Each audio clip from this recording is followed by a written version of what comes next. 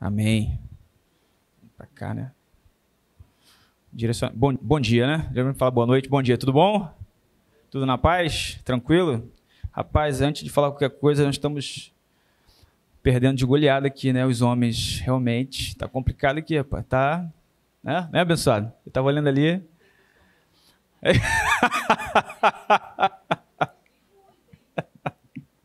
Não vou reproduzir para eles o que você falou aí, tá bom? Amém. Mas os homens precisam comparecer, né? Precisam estar aqui presentes para adorar a Deus. Amém? Tá tudo bom com vocês? Tudo tranquilo? É um prazer para nós estarmos aqui hoje, na manhã desse dia, participando desse culto, cultuando, né? O culto somos nós que fazemos, não é isso? Ninguém veio aqui para assistir nada, estamos aqui para cultuar ao nosso Deus, que já tem feito tudo por nós, que tem nos dado vida, alegria e o prazer. E eu quero falar com vocês hoje, para a gente aprender um pouco mais sobre tempo. Tempo.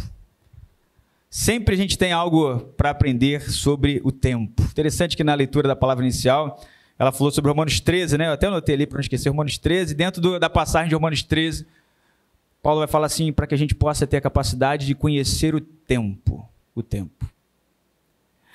A Bíblia fala muito sobre tempo para a gente, nos ensina muito sobre tempo. E nós temos muita dificuldade de administrar tempo, de assimilar o tempo, de compreender o tempo, de compreender as estações, de compreender os até quandos. Talvez na manhã desse dia você já tenha falado um até quando para Deus. Talvez nessa semana você já tenha direcionado para Deus até quando isso. Se a Bíblia coloca isso, né, se os profetas, Abacuque, por exemplo, logo no capítulo inicial, ele diz, até quando? Abacuque é até mais ousado, meio que chama Deus de surdo, que ele diz assim, até quando eu clamarei e o Senhor não vai ouvir? Mas o tempo é interessante porque ele diz para nós que nós não temos controle. E se tem uma coisa que a gente gosta de ter, é controle. Se tem uma coisa que a gente gosta, pelo menos, de estar iludido, é imaginar que a gente controla alguma coisa. E quando a vida vai nos ensinando, e aqui temos muitas pessoas, com certeza, muito mais me ensinar do que eu ensinar. Quando a vida vai nos ensinando que o tempo, ele é senhor de muitas coisas, nós precisamos compreender quem controla esse tempo.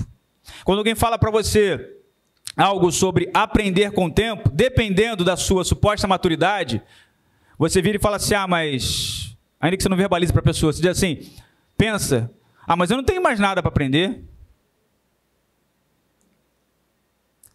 Alguns ainda pensam assim, quem é essa pessoa aí para me ensinar? Eu já passei tudo isso aí que ele está falando. Tudo isso aí que está pensando em dizer aí, em comentar, e já sei até onde ele vai chegar. Esse é um sentimento tanto quanto de soberba, de altivez, de arrogância. Mas nós temos uma outra atitude também em relação à questão do tempo, que não é a soberba, mas é uma atitude que coloca Deus num lugar que não é dele. O lugar de Deus é um lugar de soberania. Quando você vira e fala assim, mas para que eu vou aprender isso? Já nesse estágio, já nesse momento, já nesse tempo de vida. Perceba que diferente do tempo do sentimento da arrogância, da inveja, da soberba, quando você diz assim, mas eu não tenho mais nada para aprender, quem é essa pessoa para me ensinar? Essa outra atitude também é uma atitude infeliz. Porque é uma atitude onde você se coloca, por exemplo, como Sarai, rindo diante daquilo que Deus havia dito que iria acontecer. E a pergunta da manhã desse dia, uma das perguntas é, o que é impossível para o teu Deus realizar? Quem é o Senhor do tempo, senão Ele? Quem é aquele que determina o início dos dias e o final dos dias, senão Ele? A palavra de Deus que eu quero compartilhar com vocês está no Salmo de número 90. Ao que tudo indica, o salmo mais antigo, né, da Bíblia, o atribuído e único atribuído a Moisés. Estamos acostumados com os salmos de Davi, a grande maioria deles. E o Salmo 90, vamos ler alguns versículos, ele nos ensina sobre essa questão do tempo, para a gente compreender que talvez chegue momentos na nossa vida onde a gente se encontra nessa situação e que pela poderosa palavra de Deus você não venha aceitar essa situação, nem a situação da soberba, da arrogância, para virar para os mais novos talvez e falar, olha, você não tem mais nada para me ensinar, e nem para o sentimento de pequenez, de limitação, de falar, mas para que eu vou aprender isso hoje, agora, nessa circunstância? Isso não vai ser mais útil para a minha vida. Se você que está aqui na manhã desse dia, você que está acompanhando em casa, pela internet, você crê que essa palavra é a palavra de Deus e tem poder para modificar a sua vida, se você crê que esse Deus, o Deus que você crê, é um Deus de verdade, poder, e que não se perde nem erra, e você está salvo nele, e que continua aqui, você precisa crer que Deus ainda tem coisa para fazer através da sua vida. Deus não errou o planejamento, não errou o processo, não deu ruim na planilha de Excel dele, já era para o fulano ter sido arrebatado e não foi. Não, você está aqui ainda, salvo nele. E se está aqui ainda salvo nele, é porque Deus quer fazer alguma coisa através da sua vida, do seu jeito, do seu modo, da sua forma, com a sua capacidade, que é nele. Não a nós, Senhor. Salmo de número 90 diz assim: Senhor, Tu tens sido a nossa habitação por todas as gerações. Aí ele já começa a falar sobre o tempo. Ele diz assim: antes que os montes fossem gerados, antes de qualquer coisa, antes de qualquer ideia, antes de qualquer perspectiva de criação, Deus já estava lá. O Salmo 90 vai nos ensinar que Deus é aquele literalmente Senhor de todos os tempos e de todas as estações.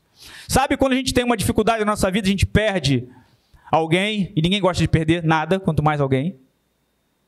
Nós não gostamos de perder um joguinho que seja. Nós não gostamos de perder uma conversa. Não gostamos de perder uma discussão, às vezes. Quanto mais perder algo e perder alguém. E alguém vira para você e fala assim, e talvez você já tenha perdido muita coisa na sua vida. Alguém bate nas suas costas, ou alguém fala aquela palavra assim, meus pesos, meus sentimentos. E o completar dessa frase, às vezes, vem assim: eu sei o que você está passando. Porque na cabeça da pessoa, ela fala assim: olha, fulano perdeu o pai, eu também perdi o pai, logo, vírgula, eu sei o que ela está passando. Mentira. Porque dor não se mensura. Porque a sua perda é a sua perda. A minha perda é a minha perda. O que isso tem a ver com o Salmo 90, com Deus ser conhecedor do tempo? Porque Deus é o único, de fato, que pode virar para você e falar assim: eu sei o que você está passando. Deus é aquele que, sendo o Senhor do tempo, Ele pode, literalmente, conduzir toda a sua vida a um caminho de alegria e felicidade ainda hoje. Que em nome de Jesus saia da sua mente qualquer ideia de que isso aí é lá para a eternidade só. Aqui a vida é cansaço mesmo, enfado, sofrimento, só. Não, no mundo nós temos, e foi citado isso aqui hoje inclusive, no mundo nós temos aflições sim, mas a palavra de Deus tem de bom ânimo. Ele diz: eu venci o mundo. E o versículo nem precisa de complemento, às vezes a gente coloca, né? E vós vencereis, não tem isso no versículo. O versículo acaba Jesus dizendo: eu venci o mundo. E se ele venceu, nós somos mais do que vencedores nele. Continuando a leitura, o texto diz: tu que levas, no versículo 3, vamos pular aqui, diz assim: o homem é destruição, e dizes: retornai, vós, filho dos homens. Aí o versículo 4 diz assim: porque 1000 anos à tua vista são como o dia de ontem, quando é passado e como uma vigília à noite. Eclesiastes é um texto. A gente está fazendo assim, tá? Leitura e explicação. Tá bom para você desse jeito? Tem ninguém perdido não? Tá bom? Tá tranquilo? Então tá bom. Benção. Geralmente a gente lê o texto todo para depois falar. Acho que fica mais didático dessa forma. Tá bom? Tranquilo? Eclesiastes é um texto, se não um dos que mais, de forma emblemática, fala sobre tempo. Você certamente, quando se fala sobre tempo, lembra de: olha, você já tenha falado isso talvez e tenha ouvido com certeza: mas há tempo para todas as coisas. Você está chorando, alguém fala para você assim: mas você precisa entender que existe tempo de choro. Você perde alguma coisa? Existe tempo de perder. Tem até a brincadeira que diz, né? A pessoa fala assim: olha, Deus, o teu filho está pronto, a tua filha está pronta para, né? Já cansei de perder já. O pessoal brinca assim: tem que sair da zona de conforto. A gente fala: mas eu nem encontrei a zona de conforto ainda, está difícil. Mas Eclesiastes capítulo 3 ensina realmente sobre o tempo que há para todas as coisas. E Eclesiastes 12 é um texto que também reflete sobre o tempo. É o famoso lembrar do Senhor. Lembra-te do Senhor nos dias da sua juventude.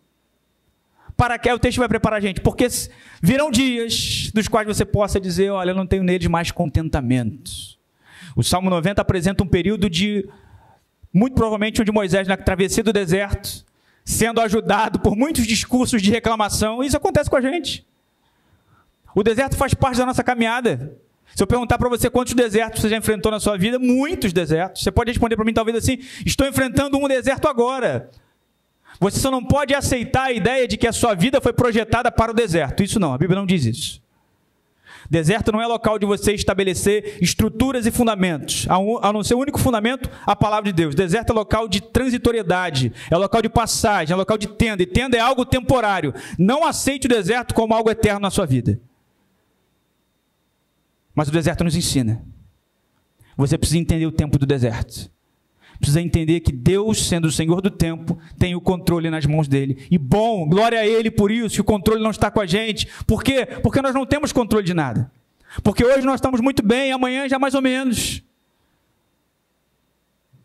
Porque hoje nós estamos assim, querendo expulsar todos os demônios do mundo, e amanhã a gente não quer nem levantar da cama. Imagina se o controle da sua vida dependesse exclusivamente de você. Aprendendo que há tempo para todas as coisas, não significa que eu ficarei de braço cruzado, aceitando simplesmente, é isso. Mas eu compreendo que esse Deus, que diz para mim que vai fazer, já fez. Por que tem relação com o tempo, a nossa dificuldade de compreender a fé nele?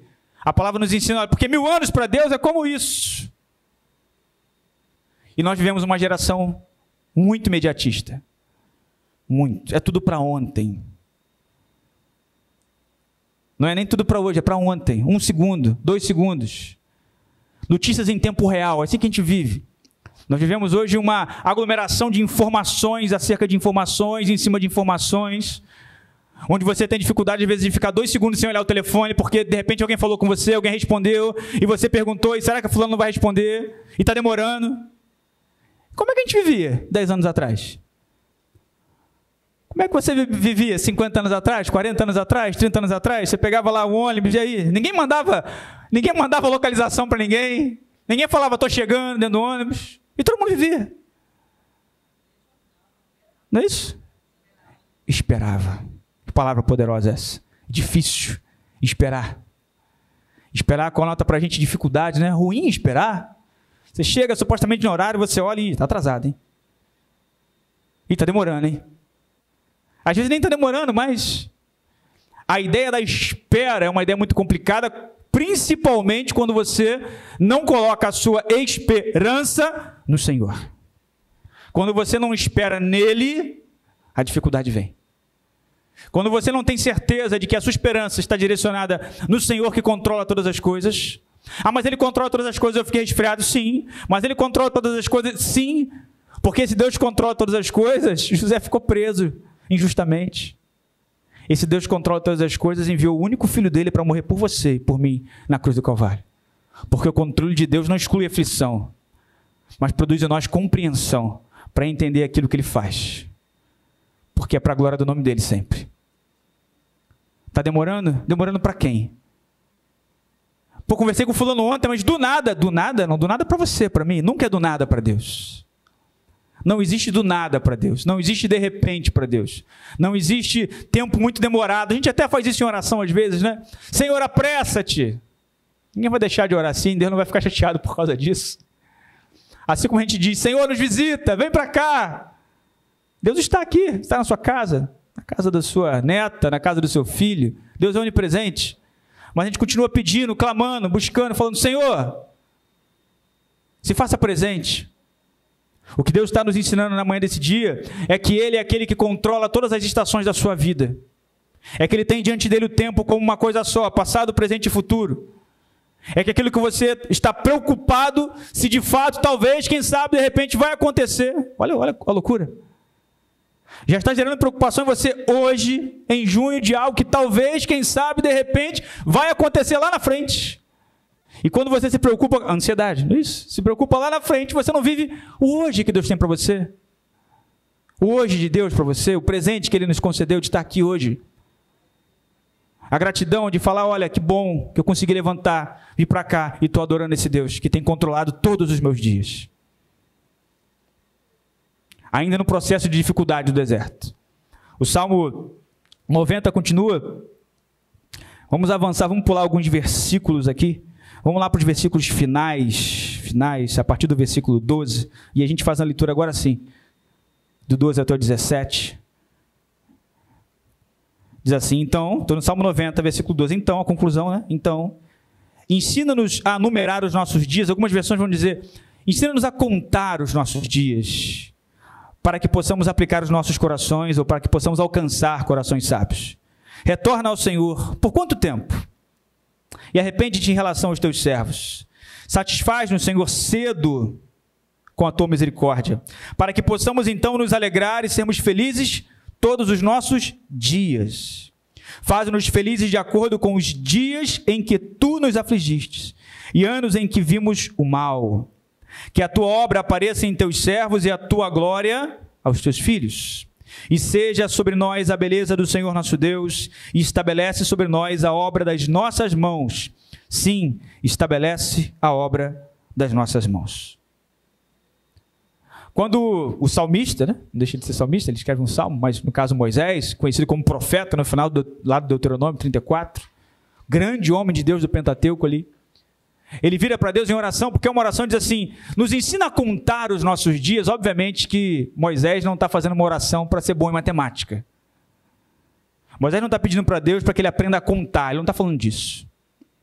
Mas você já parou para pensar que tudo aquilo que pode ser contado significa que pode ser medido? Significa que pode ser mensurado? Significa que é algo limitado. Algo que não pode ser contado é algo ilimitado. Se eu posso contar, eu estou determinando um limite. Moisés está dizendo para Deus: nos ensina a compreender a nossa limitação. Nos ensina, porque antes ele vai até falar sobre os 70 anos. Olha, porque a partir disso é cansaço, é enfado. Ele cita isso no Salmo. Aos homens está ordenado, determinado essa idade X específica. Ele traz uma média ali, é uma literatura poética. Moisés não está dizendo que ninguém pode viver mais de 70 anos. Não é isso, pelo amor de Deus. Mas ele diz: Senhor, nos ensina a compreender que nós diante de Ti somos nada. Nos ensina a compreender que os nossos dias estão nas Tuas mãos. Nos ensina a compreender que o controle é Seu. Nos ensina a compreender que nós somos completamente limitados. E quem está falando isso é Moisés, irmãos. Moisés, aquele que viu a Deus, com muitas aspas, aquele que contemplou a glória de Deus, aquele que foi libertador do povo de Israel, aquele que, utilizado por Deus, abriu o Mar Vermelho, andou, passou a seco no Mar Vermelho. Moisés, que, impulsionado pelo Espírito de Deus, fez maravilhas, que o Deuteronômio, como eu citei, os últimos versículos do Deuteronômio, dizem: olha, não existiu profeta como Moisés. Esse Moisés, íntimo de Deus, que se relacionava com Deus de forma profunda. Esse Moisés pede: Senhor, nos ensina a contar os nossos dias. Nos ensina a aprender que existem dias que são mais ou menos. Nos ensina a compreender que existem dias que são ruins, sim, porque quem não perde é Ele, irmãos. Quem não desiste é Ele. O soberano é Ele, eu não. A gente desiste. A gente quer parar, a gente quer olhar para trás, a gente fica chato. A gente fica complicado. Sabe aquele crente que você acha que é bem difícil? Você também é difícil para alguém, fica tranquilo. Você também é bem complicado para um monte de gente. Mas Deus nos ama assim mesmo. E que a nossa oração seja: Senhor, nos ensina a compreender esse tempo.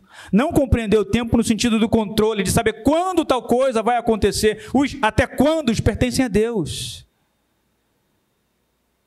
Os até quando estão no controle dele. Aí a dificuldade nossa com a paciência, com a espera, com a esperança. Mas o texto diz: olha, nos ensina a contar, porque somente aí eu consigo alcançar coração sábio. Tiago vai dizer que todos quanto pedirem sabedoria a Deus, Deus vai conceder, porque Ele não faz acepção de pessoas. Peça, Tiago vai dizer, porém, com fé. Peça, porém, sem duvidar. Está difícil para compreender o que está acontecendo no tempo da sua vida hoje? Está difícil para compreender por que o tempo da sua vida é esse e o do vizinho é outro? Por que depois de tanta coisa que você talvez já ache que tenha feito, as coisas continuam acontecendo de forma X, Y ou Z? Peça coração sábio a Deus. A palavra nos ensina: Senhor, eu preciso compreender os meus dias. Eu preciso compreender a minha limitação. E Ele diz: retorna, ou alguns textos vão dizer: se volta para nós, ó Senhor. Interessante vir de Moisés isso. Alguém que, supostamente teve um contato bem profundo com Deus na sarça que queimava, né? Mas não se consumia. Ele diz: é como se, numa ilustração, ele falasse: Senhor, se volta para nós. E aquela pessoa que se volta para você, está dizendo para você que está dando o quê? Atenção. Você está falando com alguém, a pessoa está aqui: aham. O aham é clássico, né, irmão? Ou está no telefone. Você está falando, ela está: não, aham. Aí você faz aquela pergunta clássica: está me ouvindo? Não, claro. Geralmente é desesperadora, mais de mulheres para homens, né? De esposa para esposa, geralmente. Você está ali em outro planeta, ela vira, tá. Aí é pior do que a pergunta do que está me ouvindo é a outra que vem depois. O que eu falei então? Essa é desesperadora, né? Porque se você não estava ouvindo, né? Então, estava ouvindo aí. Mas não, repete só o final. Fala só o final que eu vou lembrar aí. Mas quando ele diz, volta-te, é literalmente isso. Olha, me dá atenção aqui. É Atos capítulo 3, quando Pedro ali e João, impulsionados pelo Espírito Santo, chegam para aquele necessitado, que acha que só vai receber a esmola, que está no tempo da necessidade. Olha o tempo de novo aí.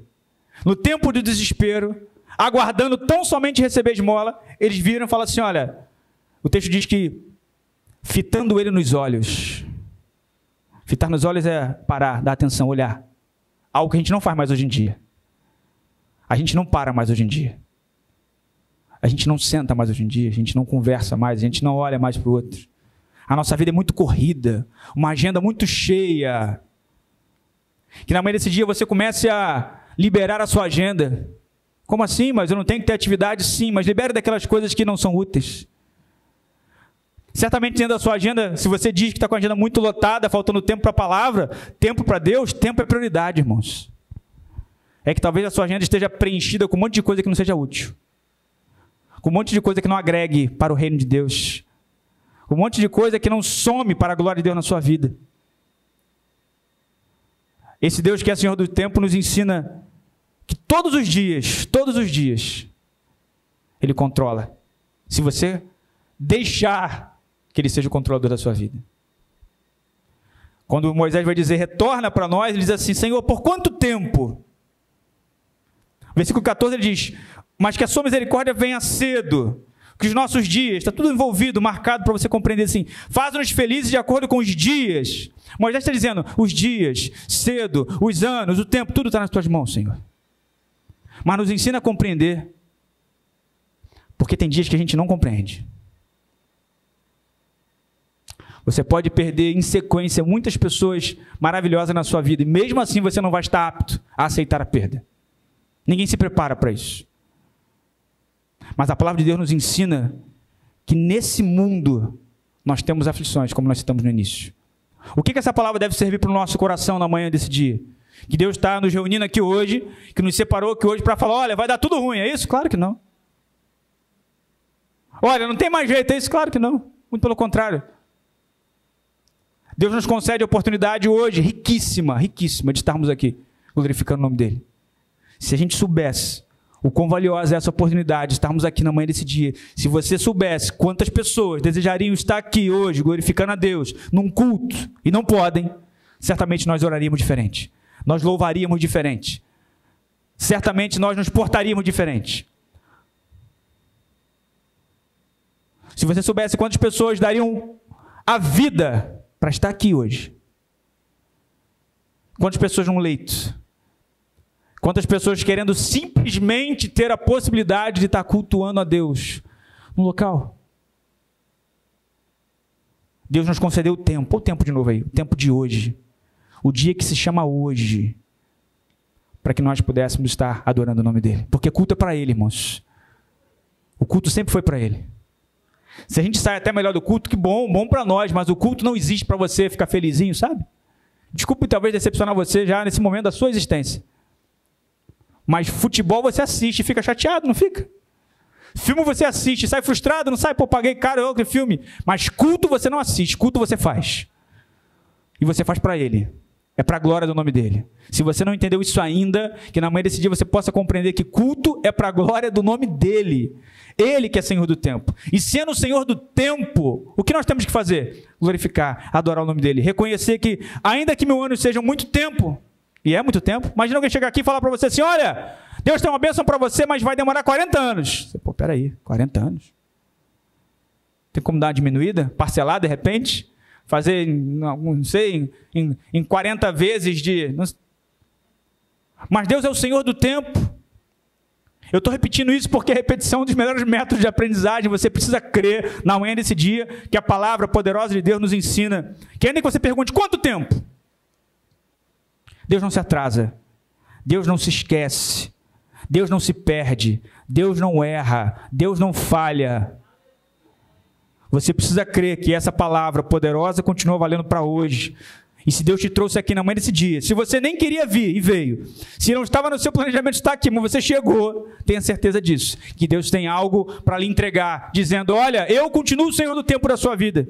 Se eu era Senhor do tempo lá atrás, se você com 15 anos eu já era Senhor da sua vida, com 10 anos, no ventre da sua mãe, e você pode pensar, mas eu não era crente ainda. Deus não está falando sobre isso, Deus não está falando da sua resposta, Ele está falando do controle dele. O controle dele nunca dependeu da sua resposta. Deus não depende da sua resposta para controlar a sua vida ou não, para ser soberano.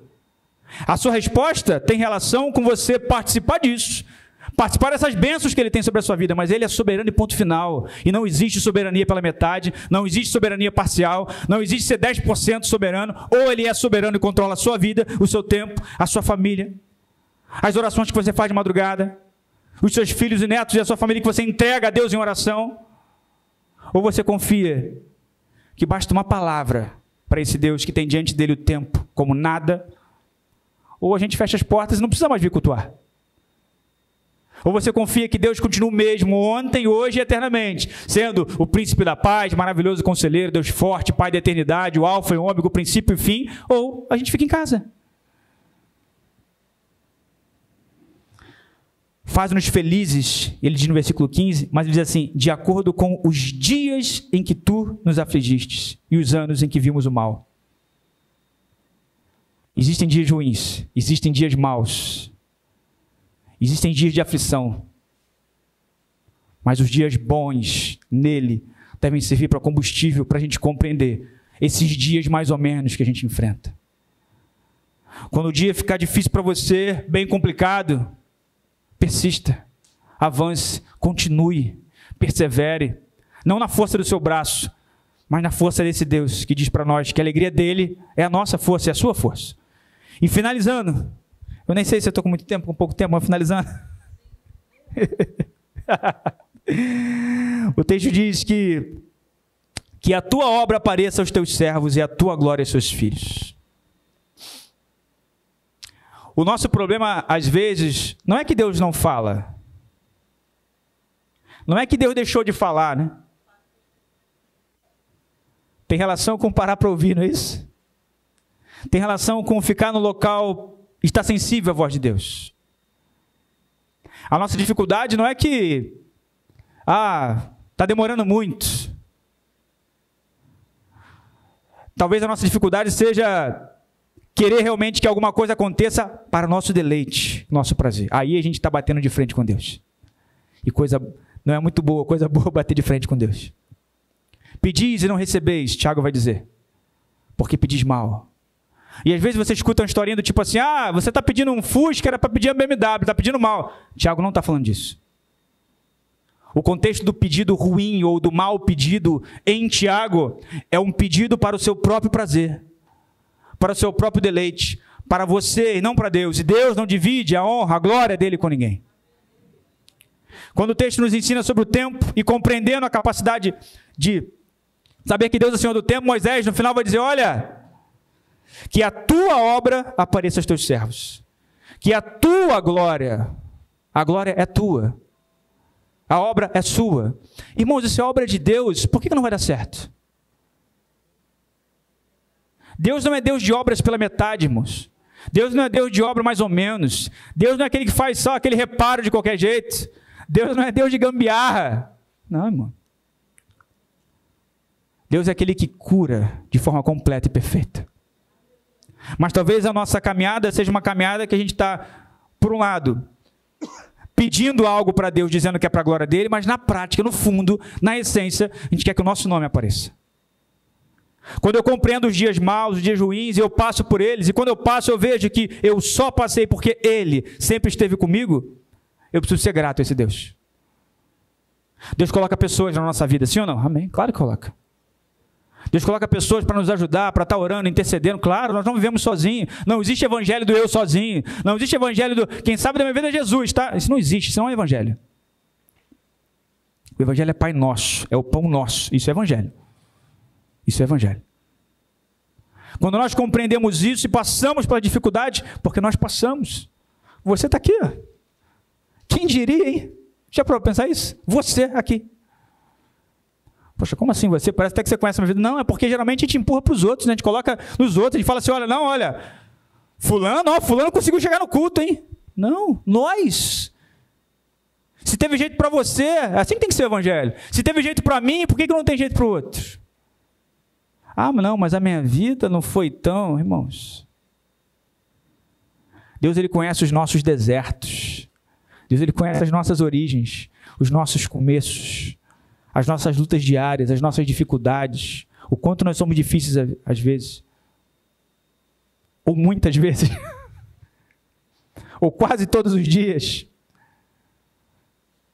Mas Deus nos ensina, olha, se o objetivo final da sua vida, de fato, for compreender que eu, como Senhor do tempo, tenho coisas a realizar na sua vida, para que a glória seja minha, amém, vou fazer.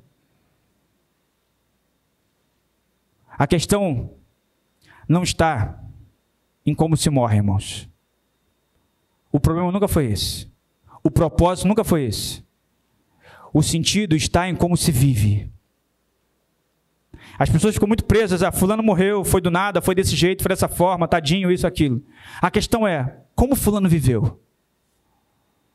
A questão não é o final, porque os fins no evangelho jamais justificam os meios.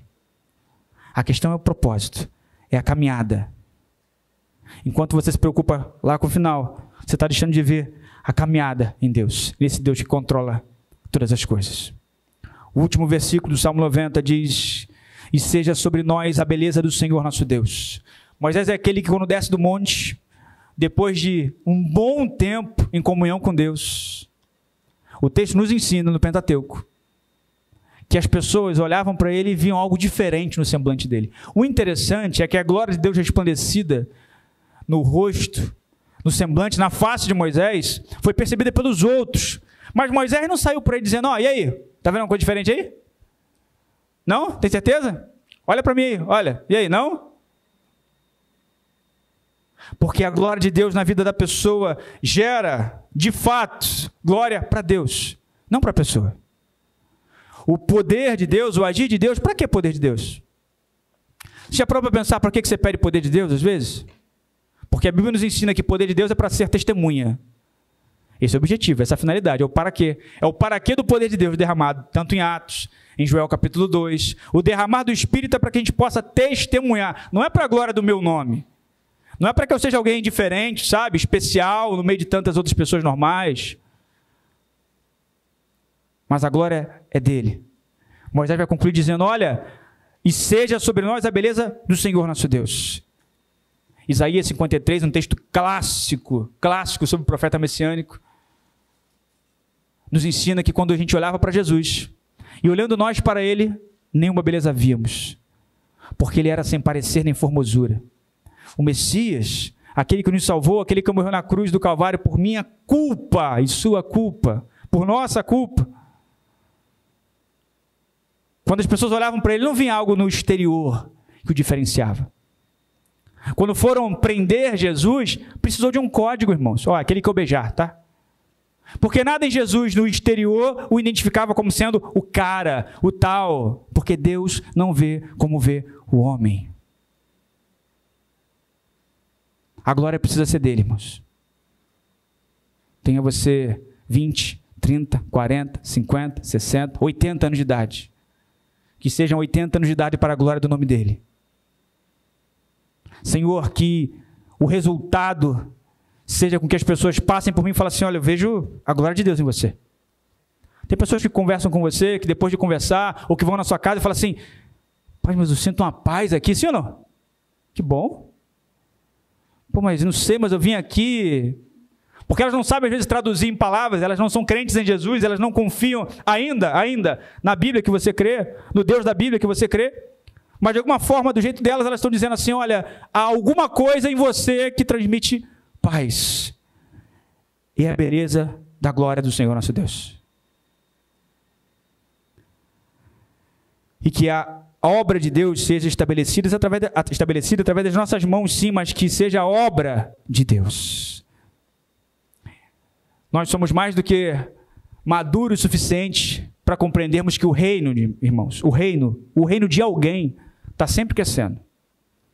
A nossa tarefa é compreender se aquilo que estamos executando está sendo para crescimento do reino de Deus ou não. Porque tem muitos locais com cara de igreja, nome de igreja, cheiro de igreja, jeito de igreja, mas o dono da igreja está fora. Quando a gente compreende que Ele é Senhor do tempo, Ele não é só Senhor do clima, das estações, do tempo lá fora, Ele é Senhor do tempo aqui dentro. Do tempo que lá fora às vezes está muito bom, muito lindo, muito maravilhoso, mas aí dentro não está. Porque quem só olha como nós olhamos, não dá para identificar. Vou precisar de algum indício. Ah, chorou, está com a carinha mais ou menos, a voz está embargada, logo, vírgula. Deus não precisa de nada disso. Deus contempla você no íntimo, como foi citado aqui também hoje. Até em oração, a palavra dele é a única que tem capacidade de dividir alma e espírito, juntas e medulas. Ela vai no íntimo do coração e revela quem você é de verdade para você.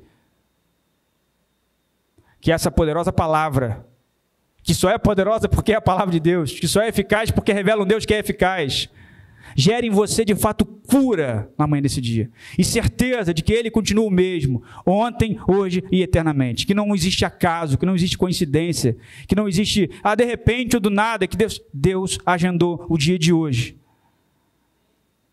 Deus planejou no céu, a gente precisa crer por fé nisso.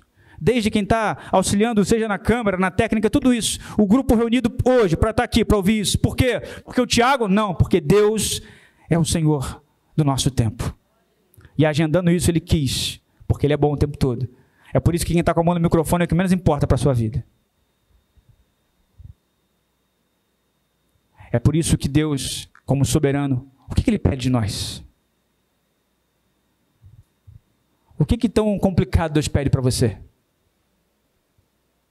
Foi citado aqui hoje também. Foi citado aqui hoje, não é isso? Sobre amar. Como é que eu identifico alguém que tem o poder de Deus? Como é que eu identifico alguém que está ali com Deus? O amor. Como você vai amar e diz que ama a Deus que você não vê, se você não ama o próximo que você está vendo?